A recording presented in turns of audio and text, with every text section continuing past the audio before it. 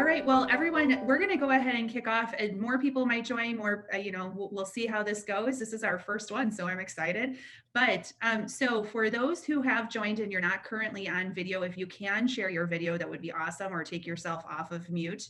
As I said, this is meant to be a conversation and an opportunity to build community between us women in procurement. So I'm looking forward to meeting those who I don't know today and having this conversation. So before we officially get started, though, I thought it would be appropriate for myself to introduce what we're doing here a little bit more in my background, and then Gabby to have an opportunity, as Jagger is our sponsor, to share a few words, and then we're going to get the party started. So a little bit about me. I'm Amanda Prochaska. I worked in procurement for 16 years in corporate, and then another 2.5 years now as an entrepreneur, but I still consider myself very much involved in procurement. So worked at large Fortune 500 companies, helping transform their procurement organizations.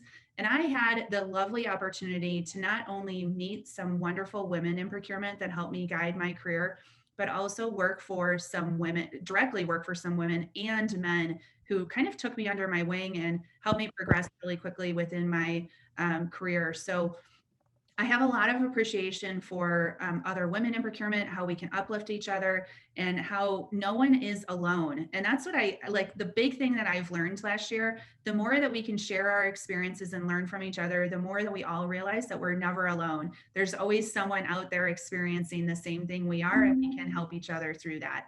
So that's why we created these roundtables, because what we heard from women in procurement was that last year was really hard. It was just really hard.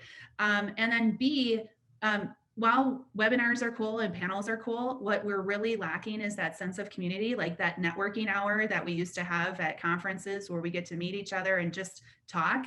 And so that's what we wanted to do here, is just allow us the ability to meet each other and to share what we've experienced in our professions and in our day-to-day lives. So that's what we're up to. We're going to do this once a month, basically once a month, and we have a full calendar out on the GWPP website. And so we're so excited to, hopefully you can come back and share with friends that this was amazing, and we'll get more and more people as we move on throughout each of the months. So I do want to thank a couple of people before I hand it over to Gabby, because they are part of the GWPP group and who helps manage GWPP all along. And just so you know, GWPP is the first ever global women's procurement organization. And we're built on LinkedIn. So if you can find us as a group on LinkedIn, there's about 4,500 of us from around the globe who just all want to be there for each other and have that outlet and sense of community. So Heather Foch and Barb Sexton both serve as on the executive committee. So they help bring together events like this and share the good word of GWPP around the globe. So thank you, Heather and Barb, for what you do. So with that said, Gabby, would you like to first of all, thank you, Jagger, for being a sponsor, but would you like to share a few words too? Yeah, that's great. First of all, I am so excited that this is happening. I am new to procurement myself, only 5 months into the procurement world, but my entire career has been in technology. The first thing I've done, any organization I've joined, is find out what their women in tech group is, try to get involved in that. So when I joined Jagger at the beginning of this year, I was really excited that as an organization, we're really passionate about diversity as a whole, but making sure that we're participating and supporting women in procurement, women in technology groups. So it's kind of become my pet project there. So really pleased that we could join forces with GWPP and make this happen. I think it's a fantastic platform. I think everybody misses that networking and social aspect, but I think probably women miss it a little bit more just because, all of the default roles fall to us at home as well. So we just need that escape of fellow women a little bit. So hopefully that platform serves, as this platform serves to kind of help fill that gap a little bit as we slowly start to return to whatever the new normal is. And obviously, little plug for Jagger. We are a procurement platform. Happy to talk to anybody about it, but not going to oversell it. So yeah, I'll turn it back over to you, Amanda, to kick us off. Okay, so today we're talking about articulating your value. which is kind of an interesting topic because what we've heard from studies and what we've heard from other conversations when we do like our get your shimmer on month in the month of March, we hear that women are somewhat more uncomfortable with articulating their value than our counterparts are, or the men counterparts are. And so we thought it would be a good kind of conversation around why do we feel that way? How can we overcome it? Does anyone have some good tips? So I have a couple of like starter questions, and then we can just have the conversation roll on from there to see where it goes. But I do have one request for you, that when you answer or have your first comment or answer the first question, please introduce yourself so we can get to know you. And then if you can share a fun fact about yourself, that would be awesome too, because that helps people remember you and make that connection. So with that said, I'm going to share my first fun fact just to get this started. So I met my husband at a bus stop in Chicago in the middle of yes. So he was not the person sleeping in the back of the bus. So thank you. At the bus stop. So if you know the bus stop song from the 50s, that's very much our story. So anyway, so the first question is just to understand, why is articulating our values so important for not only yourself, but your team? So anyone want to answer that?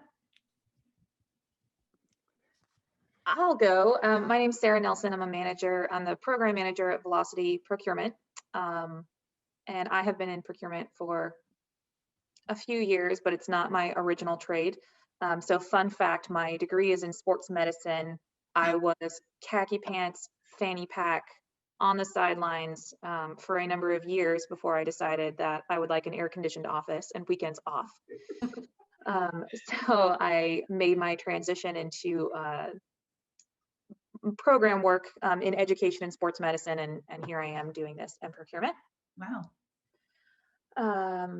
I'm home with a toddler, so if I go running, please excuse me. And we're in my living room because the nursery is next to my office. So welcome to my living room. So the question, I believe, was, why is it important to articulate your value, not only of yourself, but also for your team? Yeah.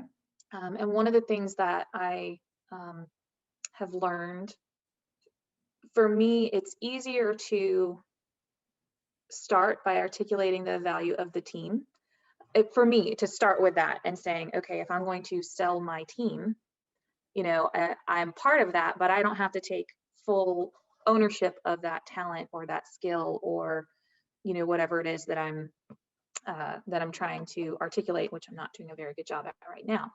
But I have found in my research is that, you know, when you're looking at the difference between the way men and women have their confidence in their roles, men will apply for jobs that they're, you know, 60% qualified for, where women have to be, or feel they have to be 90% or more qualified for, because I have a ton of imposter syndrome.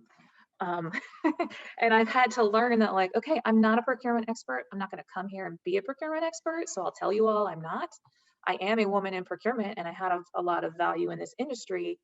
And I have learned that it's my alternative skill set that is my value.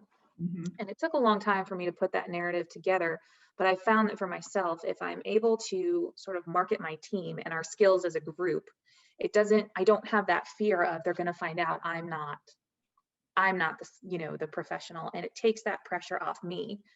And I can talk then more freely about what it is I do and how I contribute to the team and how I add value to the team. But it's not this individual, like, you know, I am Sarah, I get shit done. Like, that is my skill set. I can't put it on a resume that what do you do? I just make things happen. Like, that's just my, you know, good LinkedIn headline, I get shit done. It is. By the way, you can put that on a resume. Business card.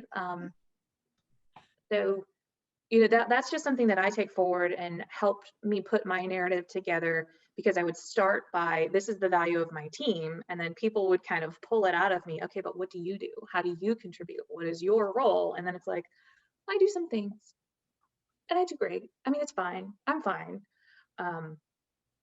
But learning to self-promote is not a comfortable skill. Yeah. You know, for us. And my therapist and I talk about it some. Get you one of those if you don't have one. Highly recommended. I've got a coach, and we've talked about this too, because I don't feel like a procurement or a data person. I feel like I'm somewhere in limbo. And she was just like, do you work with data? I said, yeah. She's like, then you're a data person. Do you work with procurement data? Yes, then you're a procurement person. Susan, I think you're your own category. You don't have to fit into a mold. Yeah, definitely. Also, she helped me kind of, because I have a business, so it's a slightly different perspective, but I'm always judging my value based on what I think it's worth, not what it's worth to the other party. And so that's what I'm constantly trying to not base my fees and my service on what I think it's worth, but what it's worth to the other person. Yeah. Because we can all do whatever we do really well, so we think it's easy, but it's not easy to other people. That's right. Right. That's absolutely true. So Susan, just so can you share a fun fact about yourself? Yeah, do a little introduction. So I'm Susan Walsh. I'm the classification guru, fixer of dirty data, and I am doing a TED Talk on Friday. Yeah. Oh. Yeah. You're showing your value to the world, Susan. That is an amazing feat. So thank you so much for doing that.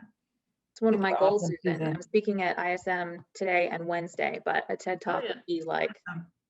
Well, it's TEDx. You see, there they go. I'm underplaying it again. I'm not just, no, it's a TED Talk. It's a TED Talk. That's such a woman thing to do. Oh, but it's only this. Yeah. Or it's just that. I love the word just too. Like, I hate the word just. That is a pet peeve. Yeah, it's something that I find myself doing a lot, especially when I'm talking about the value that I'm bringing, is that I hear often in my own head, this is just what I'm supposed to be doing. So why is it valuable? And so I have to stop like justing myself on things that so that I can really share what that value is. It's not I'm just doing my job, or I'm just doing this, or I'm just a woman in procurement. I'm not special. And that's just not how we should be portraying ourselves. And what I have found throughout, especially over the last year, is that the value that we bring is sharing what we know. Exactly. With others. And I've had a couple, I'll share just one brief experience, and then I want to welcome some new people that just joined too. So, but there was a discussion, actually, Susan, you were part of that discussion, and it was about overcoming failure in our lives, or our tough situations. And we had this conversation, which was wonderful. And you never know who you can impact, but by Susan and the other panelists sharing that they overcame certain failures, which is not comfortable to do, but it's a value that you bring by sharing it. Someone called me up and she said, that conversation changed the entire course of my year. Like, and so that's, so not justing ourselves and saying, well, it was just something I did in the past, or it's not worth sharing. I think we need to really check ourselves at the door to make sure that we're not doing that to ourselves, but not doing that to others, because that's really where the value is. It's interesting because that same conversation, I had someone reach out to me and we ended up having a Zoom call and we had a chat and gave her some advice. So yeah, you just never know. Yeah. So Darlene Freeman, I see that you joined. I don't know if she's going to be able to talk. All right. Darlene and I used to work together at Craft, so I know she has some probably words of wisdom for us too. Sorry, I'm on a slow mute day. Okay. Sorry. Hey, how are you? Hello, ladies. Apologize, I meant to get in a little earlier, but of course, meetings run late all the time. I will get on Zoom in a minute, but you got me on audio right now. What's going on? That's fine. I just wanted to welcome you to the group. So we're talking about articulating your value. Catherine, you've mentioned a couple of times on previous conversations that you feel very comfortable with doing some of this work. So can you share with the group what you do? Yeah, hi, I'm Catherine, and I've been in procurement for a short time, about almost 2-ish years, but I've always been in marketing. I'm a campaign manager right now for RFP 360, which is a proposal software. And I was at a GPO before this, and before I was in procurement, I was at a manufacturer. And so I got the supply chain side of things. I've always been in marketing, but kind of just in the tertiary sectors. And so now moving into tech, which I think is one of the most exciting areas of procurement. I've learned so much. And special fun fact about me is I love baking. I love cooking, but I really love baking pies. I love baking pies. So yeah, confidence for whatever reason, it just has come, I don't want to say naturally to me. I did have a lot of cheerleaders growing up. My grandfather was such a great cheerleader. So was my grandmother. But what I have always done, just the way I work, is I do fake it till I make it. I really am the one that probably doesn't have all the skills to do the job right away when I'm hired. But because I am a woman, and because I've always had a lot riding on my paycheck, I did whatever it took to get it done. And I know that all of you do that. So knowing that, I do apply for jobs that I'm not qualified for repetitively, time after time. And I do have to draw those links of, okay, this is where I have made an impact. This is the value, and having specific examples of what I did, because I was typically a team of one. I didn't have a whole team to boast about. So I think that was probably an advantage, being my own business owner, and then being a team, a marketing team of one at a manufacturing company helped me get the next job. And then having a very small team after that and growing helped me get the next job after that. So I don't know. I just, when I see a job listing and I can do about 60% of it, I see the rest and I'm like, that's about 2 weeks of Google searches and talking to the right people and really like getting into the research. And I'll say it. I'll be like, look, I don't know how to do that yet, but I know I can write up a plan and tell you exactly how I'm going to get there. And my last job at Una, I absolutely was not qualified, like 100%, to do the original job I was hired for. And they didn't call me back after 3 weeks. And then I did get a follow-up call and another chance to have a conversation. And I had done a bunch of research and I had figured out exactly what they needed and how I would do it. I wrote it up and I was like, look, this is what it's going to take for me to get where you want me to be. And then they're like, okay, great. So I think it's a little bit of overqualifying myself and then knowing that I'm going to live up to my own standards, which are typically higher than anyone else who's paying me for a job. So I don't know if I'm just weird, but I think I've been, I'm probably a risky hire every time that I go for a new job, because I tend to go for jobs that I'm not quite ready for, and they take a chance on me usually. Now that's not to say that I don't apply for jobs that I am 100% qualified for. I do. I have a knack for going way higher than I should, though. You just never know. You never know. And what type of amazing experiences do you have because of it? So that's the really cool part of doing that. Now, I have a question for all of you, because Sarah, I think you mentioned imposter syndrome. And I think that's something very real. And Susan, you mentioned it too. Yeah. So when you put yourself out there, let's just say you do the stretch goal, or you put you're in waters that you've never navigated through, and you're starting to feel that imposter syndrome. What are the tools or techniques that you can do to help combat it? Because I think we've all felt that way at one time in our lives. I think using a fake it till you make it in that situation works for me too.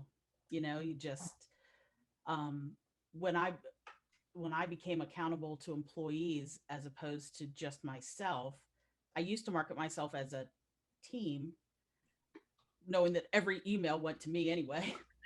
But then when I had actual people that I was accountable to, for their livelihoods, it had to be more, I put myself out there more confidently than maybe sometimes I actually felt. And quite often, got projects, got work for that reason, that I knew what I was doing, but always felt like, I don't know, I was compared to like a 10-year-old Girl Scout trying to sell cookies. Like, hey, do you want to use me for your project? And now it's more, you got to use us because we're the best, because there's other people that I have to, provide for besides just being a team of one. Right. So that really upped the fake confidence to real confidence. And Brenda, would you like to introduce yourself real quick? Oh yeah, I'm sorry. Yes. So I'm Brenda Maddox. I own the Maddox Company. We're a purchasing company of FF&E. So we basically buy everything that goes into hotels, restaurants, assisted living centers, stuff like that. And fun fact, I started out in construction management to meet cute guys. and then I got into hospitality procurement because a friend of my mom's was looking for someone to take on the MGM Grand in Detroit, the new build. And I was not afraid of large budgets. It was a $100 million FF&E budget. And I fell in love with not having to get up at 4 a.m. and be on a job site and deal with, not so cute guys that I get it. I used to sit in a college baseball dugout or stand on the sidelines of a football game. Like, that was a lot of fun until I was 25, and then I'm like, no, this is not exactly. I just to jump in on because Catherine and Brenda, everyone has said it. We fake it till we make it, and I really think we should, as women, rebrand that, because like Catherine said, we're not faking it. We're just resourceful, and we can figure it out. Yeah. So we don't fake anything. We look at something and say, this is I can make a plan to solve this or get these skills, and I can do it quickly. I know what my limits are. I know what my resources are so that I can get this done. So we're, we say we fake it till we make it, but we're not faking anything. It's just our innate ability to figure it out. So maybe collectively over the course of time, we can rebrand that. That's a good idea. Fake it is a bad. Yeah. I absolutely agree with that. I always think of it as that I know I can. It's not anything more than that. It's like Catherine, when you said, hey, I might be 60% qualified for this job, but I'm going to apply for it anyways, because I know I can make up that difference. And I think what I tend to say in those conversations, or even when I am in a position already and looking for promotion or an extra project or whatever, I always say I love and I need a challenge. Mm-hmm. Like, if I'm already at 100% at any job, you're not going to keep me for more than a year. So I kind of sell it as, this is the more gap I need to fill, the more you're going to get out of me, the happier I'm going to be. And then there's room to grow on both sides. So I don't know if there's like some term within that about challenges, but I always say that if there's not a challenge between me and the expectations, then you're not going to get the best out of me. Yeah. And that's just the way I am. Absolutely. I read an article recently that talked about the whole fake it till you make it, motto, and how it actually creates it perpetuates the imposter syndrome, as if we're going into a situation already in our heads that we don't belong there, or that we're not qualified to learn how to fill that gap that Catherine was talking about. So by essentially ditching the fake it till you make it, you start to lose the imposter syndrome feeling that, every, like Catherine said, she prefers going into a role where there's a gap so that she can learn and grow. That's everything. I mean, every project that gets thrown at you, there's always going to be a learning curve. So why is that thought of as a negative thing, or as if I don't deserve to be here because of, I've never done one of that exact same project before, or worked with that team before. It's kind of interesting that the whole concept of imposter syndrome. Sarah, I have a lot of it myself as well. And I try and work on it every day. Just, with self-affirmations and little mantras I say to myself, but it's just to kind of get that little negative talk out of my head, and so that I can just, push through and go through that learning experience and then gain those skills and then I've got the skills, and then it's not an imposter, syndrome feeling anymore because I've achieved that. So Heather, can you introduce yourself really quickly? I'm gonna hound on this so we all get to know each other. Absolutely. So I apologize I'm not on camera today. I went for a really crazy walk and I'm sweaty, so I'm sparing you all of that. My name is Heather, and I'm the CEO of Quality Imaging Solutions. We're a women-owned based company, and what we focus on are not just reducing spend on printer cartridge supplies, managed print services, and printer hardware, but taking a step back and looking at the whole scene as being more proactive and finding out, what equipment's being used, where can we streamline things, where can we put equipment into better use within a company, and being more proactive about how they eventually end up buying their supplies versus being more reactionary or tactical with procurement spend and just buying whatever it is that, IT bought essentially. So it's been interesting the last few years where we've kind of shifted how we focus on becoming more of a partner with our customers instead of just being a supplier. So I've been doing this maybe about 20 years, and I love it. And I love working with Amanda and Barb and everyone else at GWPP. Everyone is always been so supportive of everyone that's involved in the group, and the followers and members that we have has been a super great experience. Fun fact, I love Italian Greyhounds. I'm adopting one this summer, and I'm adopting a Whippet as well. She's an ex breeder, ex lure coursing champion, and she's 12 years old, and she's ready for a comfy couch and to be a couch potato. So I'm super excited to get these two dogs home. So the Italian Greyhound is Vinny, and the Whippet is her name is Kita, and I can't wait to bring them home. So as soon as I get them, I will be posting photos everywhere, I'm sure. We cannot wait for that, Heather. That will be so much fun. So, so I'm going to change a little bit of the question here, because I really want to get to this whole notion of, if I articulate my value, am I bragging? Okay. And what's the difference between the two? And I'll give an example of this.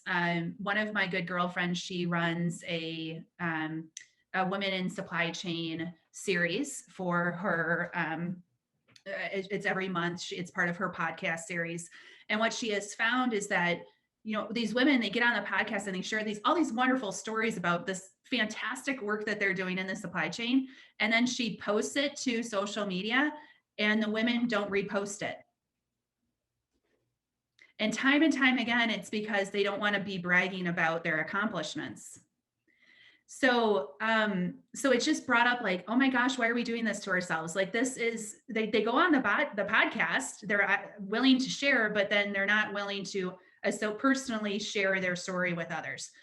So, Darlene, if you don't mind, since I know you, and I know I've worked with you, can you share your perspective after introducing yourself? Can you share your perspective on sharing your value versus bragging, and where's that line, if there is a line?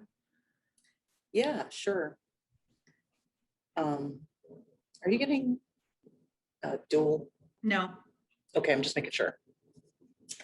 So for me, Darlene Freeman, I'm a practitioner, procurer for 30 years now. Oh, that sounds so old. Sorry. Anyway, I promise I'm not that old.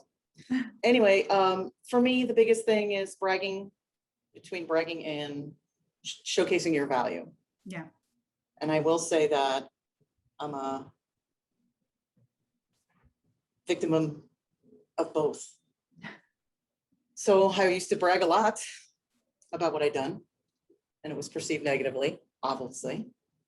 Mm-hmm. But then I learned how to change the way I present it, and present it to not only out to the public, but also internally. There's a difference between bragging and demonstrating your value. Now, there's demonstrating your value for finding a job or your next job, and demonstrating your value internally for that next promotion or your performance reviews, etc. So I will tell you one quick story that's, for me, always been very difficult. And again, Amanda knows me, she knows this about me. You know, in my performance reviews, when I used to work in the pharmaceutical industry, for 10 years, I worked in pharma, and I was a hypo. I saved them a lot of money. And if you looked at my performance reviews over like 7 or 8 years, on the positive side or the strength side, I literally highlighted over like 7 years words, right? Challenge the status quo, assertive, willing to go do everything, to go deep, be technical, excellent negotiator, right? Brought the savings.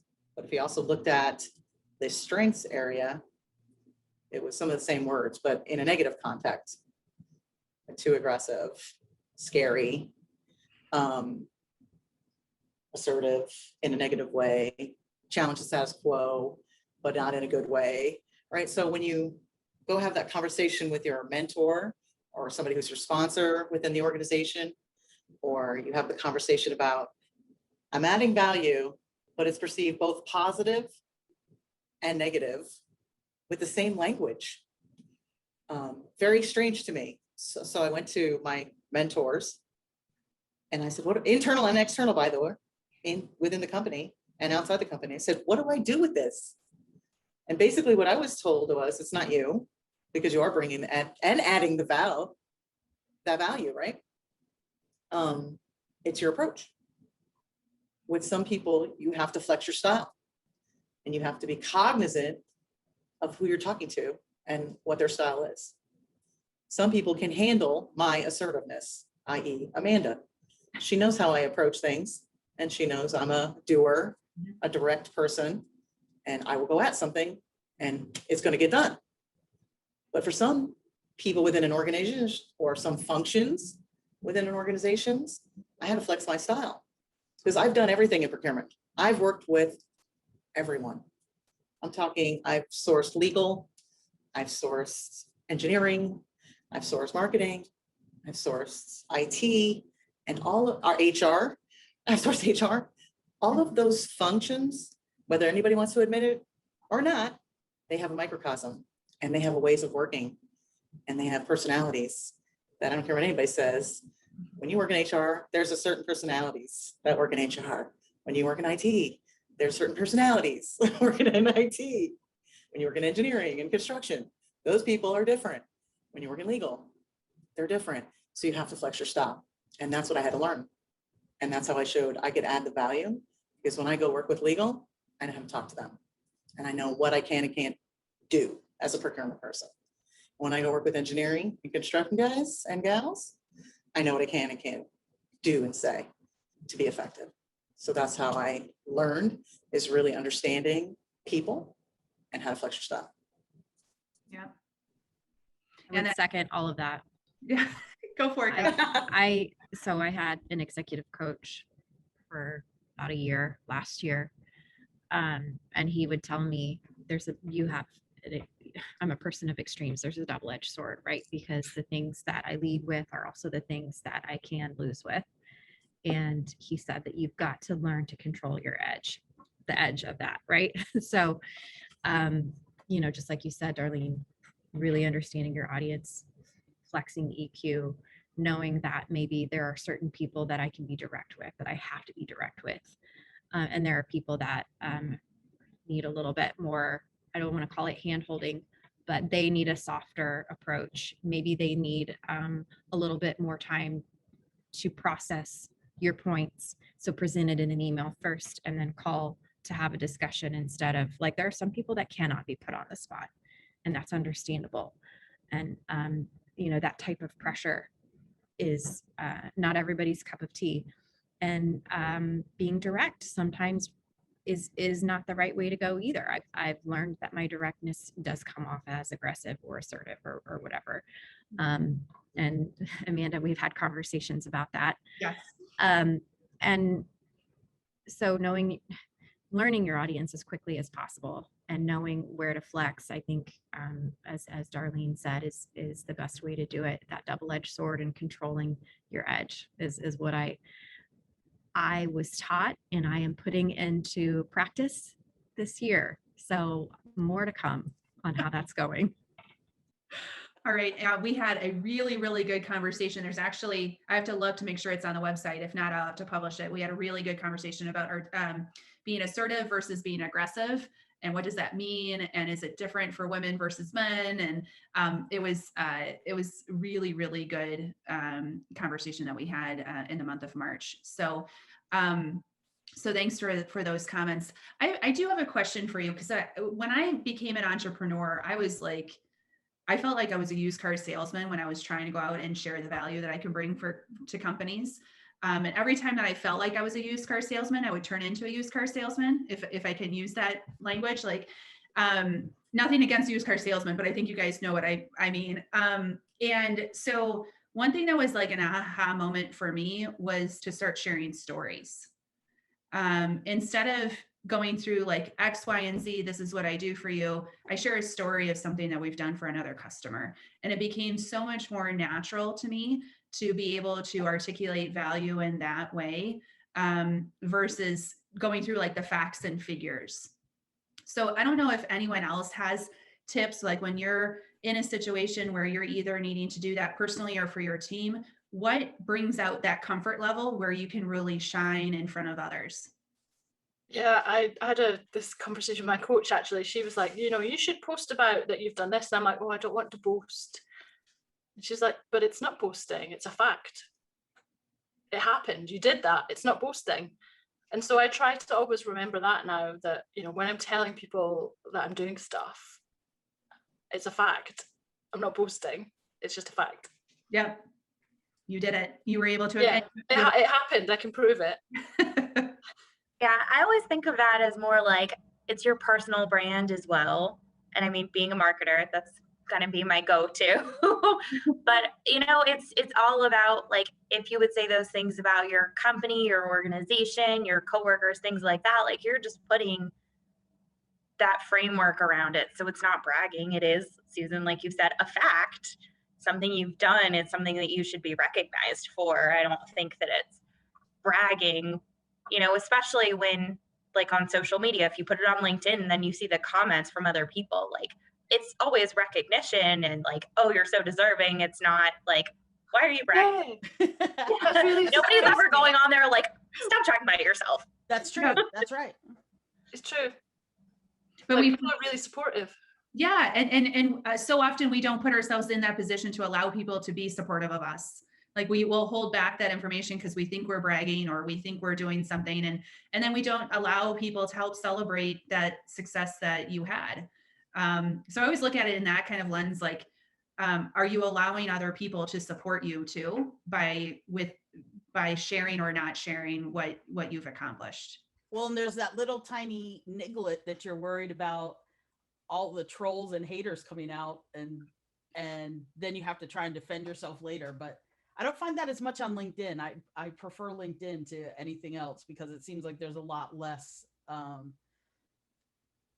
don't know, people out there who are going, you didn't actually do that. I know you didn't do that. Someone else did it, I actually, and Susan has a love-hate relationship with the trolls. I love the trolls because every time I get trolled, it's a big event to point it out on LinkedIn. And I trolled a troll that I did a poll over the weekend, and it was on asking people if they'd ever been bullied or harassed at work, and whether it was by a man, by a woman, both, or not at all. And I'd phrased it that I'd been thinking about my TED talk, and and I wasn't going to mention this in the talk, but it was something that I just wondered about. And some guy was like, you just want all the information so that you can take credit for your talk where we've given you all the facts. And I was like, no way. I was like, if you read the post properly, troll, it actually says I'm not putting that in the talk. And then it came back with, oh, you're just stealing all our information. What are you going to do with it? You just want to boast about or brag about doing a TED talk. And I snapped a bit back, and then he went off on one, so I just blocked him. I was just like, get over yourself. You're not that important. No, I was actually told at one point, and I don't know if this is really good advice or not, but I'm going to share it. I was told at one point that you're not doing anything that's really pushing yourself or really pushing the boundaries in general if you don't have people who are criticizing you.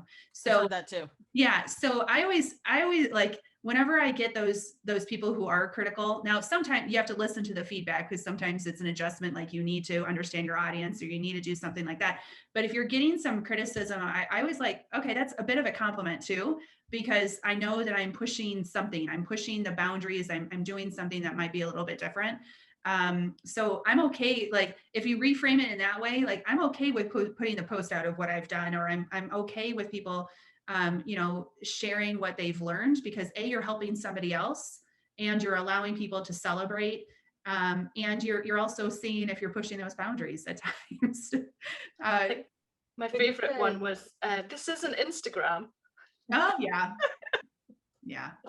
There were sometimes people like that. I just want to respond with, who hurt you? Who hurt you? Need a hug. Yeah. One of the things I think that has helped me is I had a number of bad experiences and with women who had managed me in the past. Things that I'm not allowed to say, and this is circle of trust here, I don't enjoy when I have not in my career enjoyed having women leaders.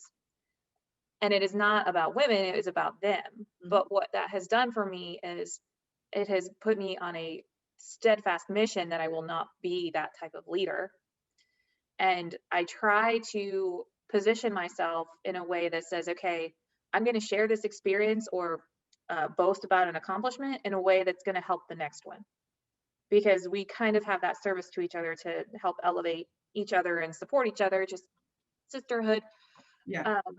But I try to think, if I can share this, if I can share my story, or if I can share my experience and it helps somebody else out of a situation they're in or accomplish something that they want, it makes it easier for me to package that and say, I'm helping you, I'm sharing this information, not so you can applaud me, but just so that I'm not keeping a secret, so that I can get ahead without you.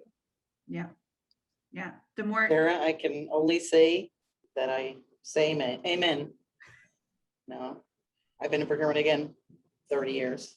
I can less than a handful of my leaders that I would work for again. It's less than a handful. And I've had many leaders, as you can imagine, over the years. So my goal in life is to be, number one, an excellent leader. Number two, that any people that work for me would work for me again. I would tell people that would work for me again. Right? Yeah. And to be a mentor and a coach for leaders. Yeah. Because there's some bad ones out there. And I hate to say it, and again, you said it, but the worst ones I had were female. Yeah, that's just a shame. And that's a whole nother topic that I don't know if that's on our list, Gabby, but that's a whole other topic that we can. I don't think it is, but we'll put it on the list for next year, definitely. Yeah. And to be honest, it had nothing to do with their skill set in this industry. It was their approach to their people. I think on the male side, it was their value and not knowing even how to spell procurement. Yeah. So, and how did you get this role and you have no idea what you're doing? That bothered me. Yeah. So we'll have to add that one to the list. We've talked about it a little bit in the past about women mentors and supporting each other. And I think Susan, it was one of your LinkedIn lives. I think what we concluded was people will just be jerks, right? No matter who. Doesn't matter who it is. And it comes down to, are they a good, and actually the poll that's still going shows a really interesting split. The male to female harassment bullying ratios is pretty much equal. And then the same again for actually both, like people have been harassed by both. Yeah, very interesting. Well, 70% of the over 1,000 people had been harassed or bullied by either male, female, or both. That's incredible. 70%. That's incredible. All right. Well, we have a handful of people on the call today that we have 10 minutes left. I want to make sure that everyone has an opportunity. If you want to talk, that you can, you don't have to, but I just wanted to shout out that we have 10 minutes left. So if those who have not had the opportunity to share your thoughts yet, feel free to. But one of the missions that we have on these calls is to actually talk about what are we going to do now that we've shared this information with each other. and what actions can we take as a result to help other women in procurement and help ourselves. So wanted to maybe spend the last 10 minutes talking about what are you going to do as an outcome of this call to apply what you have learned, or maybe change your behavior moving forward, or support another woman to do the same. So I don't know if anyone wants to take that first crack at it. Go ahead, Gabby. That one. So this is something I had seen a previous leader who I didn't work directly for, but she was kind of a mentor to me. She would start her weekly team meetings with, what was something positive that happened this week?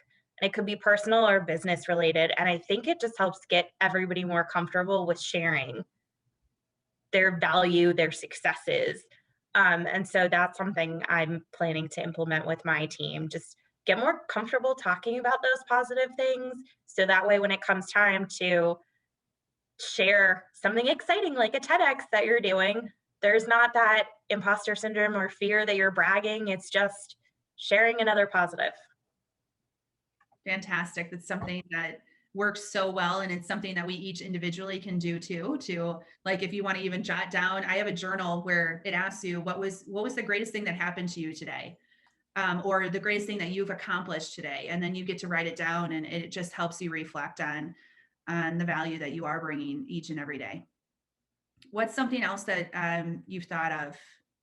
Anyone can pitch in. Go ahead. So I like to go out of my way to help support women in procurement, because so many other women have done it for me. And so I'm going to go on LinkedIn. If I'm not already connected with you, you're going to get a connection request. And if I see you posting, I'm absolutely going to engage and encourage.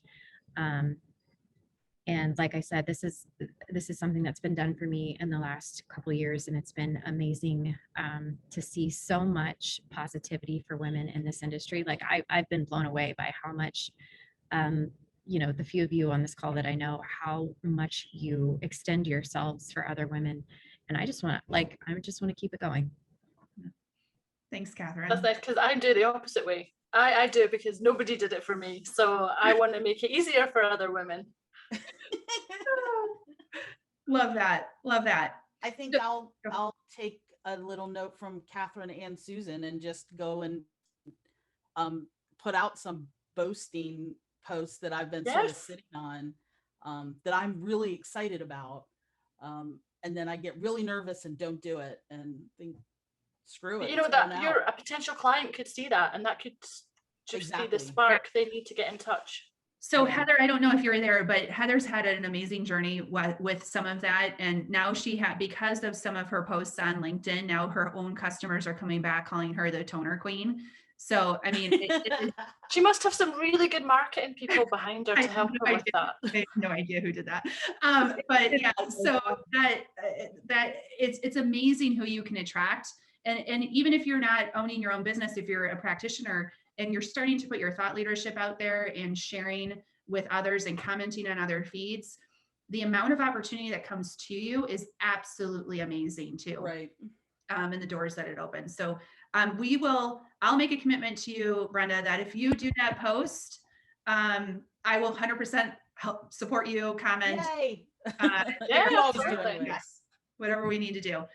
One thing that I'm going to do is make sure that I'm not adjusting myself, as I mentioned earlier, that whenever I'm hearing that word just in my head, or I'm writing it down in an email, that I'm going to remove that word from my vocabulary. Love that. That's great. That's a good one. It's a small thing, but it's great. It is. So is it Lauren? Is that? Hi. No, it's Lorene. Lorene? Yeah. So, sorry, it's like 1 a.m. where I am. I'm actually in the Philippines. Yeah. Thanks for joining. Yeah, thanks for having me. I run a small design and procurement agency here in the Philippines. We mainly do like food packaging, FMCG brands, mainly milk tea, retail stuff. Yeah. Fun fact, I used to be a pastry chef. I actually studied at the Culinary Institute of America and was actually a professional pastry chef in Chicago. So you and Catherine should hook up for sure. Yeah, so I kind of just fell into procurement because it's a family thing. And I guess yeah, I'm here now, and I'm the operations director, and I guess I joined the meeting today because I felt lost. So what am I doing? You know, I wasn't formally trained in this, but I think after attending this talk, I should be more confident in my skills and what I brought to the table and the clients I've served and helped save the money for. Yeah. So thank you so much for having this great meeting. Oh, no, thank you so much for joining in the middle of the night. And we're all here. So you now have this whole network of women. If you, my personal mission is to make sure that no woman in procurement feels lost. So great. So if you can, we're all here for you. So please reach out. And it's an amazing community of women who are willing to share and uplift others. So, so thank you so much for putting yourself out there and joining in the middle of the night. Thank you. You're welcome. And please hook up with Catherine. I think she's jumped for some conversation. I've already sent a LinkedIn connect request. Yeah, Great. I will accept right now. We are going to talk about these three. We've got a gate crasher. I love it. I love it. So, so with that said, any other, oh, cute baby. I'm ready to eat pastry. Yes. Lunchtime for some people coming up. Next time I'm in the States, maybe I'll bring some over. Yes. Oh, definitely. We'll all meet somewhere central and you can. Oh yeah.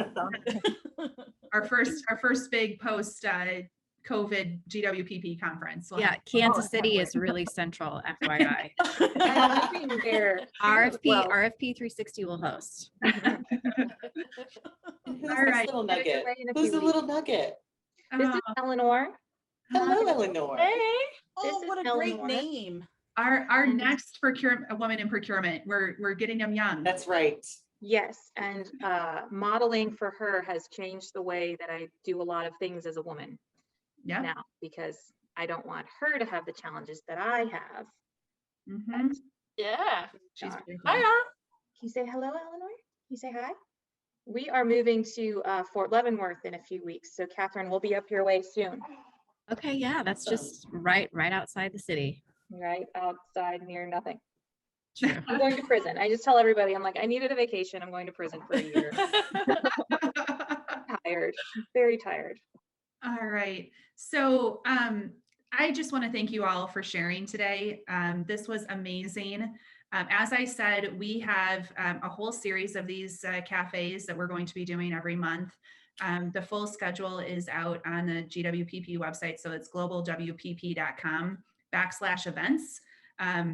Both Gabby and I will be posting on LinkedIn too and other places to help make sure that you all come back next month. But if you found this valuable, which I'm really hoping that you did, please share with other women in procurement to help join the conversation. Because the more that we can share, the more that relationships we can build, that community gets better and better, and we'll all be here for each other. So no one feels lost, and everyone knows that they're not alone. So that is the number one mission, and then we can help just spread that love to the community around us. So thank you again so much for joining, and we will see you in about Gabby, do you have the date right in front of you? Don't, but if I check my calendar real quick, I do. I believe it's the 15th. Okay, so in just about a month, we'll be getting back together. So you'll see more. We'll probably email, since you guys all joined this one, we will email you out the next one so you can join that way. So perfect. Thank you so much, and have a wonderful rest of your week. Thanks, Amanda. Okay. Bye. Thank you. Bye. Bye. Bye, everybody.